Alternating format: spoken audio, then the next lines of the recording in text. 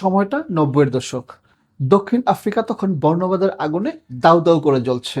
সোয়েডর ধুলোমাখা রাস্তায় বড় হওয়া কালো ছেলে লুকাস রাডেভের একটাই আশ্রয় ছিল তার ফুটবল।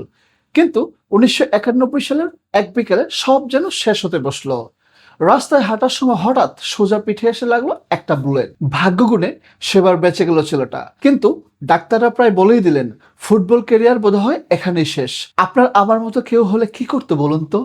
ভয়ে গুটিয়ে যেত, তাই না? কিংবা রাগে ফুঁসতো। কিন্তু লুকাস তো আর অন্য 10 জনের মতো নয়। সে তার শরীরের সব যন্ত্রণাকে বানালো তার জেদ। অবিশ্বাস্যভাবে সুস্থ হয়ে মাঠে তো ফিরলই, নিজের জাদুতে সোজা জায়গা করে নিল নীল ইংল্যান্ডের বিখ্যাত ক্লাব লিডস ইউনাইটেডে। ভেবেছেন ইংল্যান্ডে গিয়ে সে শান্তিতে ছিল? একদম না। গ্যালারি থেকে ভেসে আসতো নোংরা সব বর্ণবাদী গালি। কিন্তু লুকাস কারোর সাথে তর্ক করেনি। সে শান্ত হেসে জবাব দিয়েছিল তার পায়ের জাদুতে। নিজের যোগ্যতায় সে হয়ে উঠল লিডসের ক্যাপ্টেন। মাঠের বাইরেও স্কুলগুলোতে গিয়ে নামলো বর্ণবাদের বিরুদ্ধে লড়তে। তার এই নিঃস্বার্থ কাজ দেখে ওই শ্বেতাঙ্গ দর্শকরাই তার প্রেমে পড়ে গেল। নাম দিল দ্য চিফ। সত্যি বলছি, গল্পটা যতবার শুনি আমার গায়ে কাঁটা দিয়ে ওঠে। এই গল্পটা আমাদের চোখে আঙুল দিয়ে দেখিয়ে দেয়, কেউ আপনাকে ছোট করলে চেঁচিয়ে নয়, বরং কাজ দিয়ে জবাব দেবেন।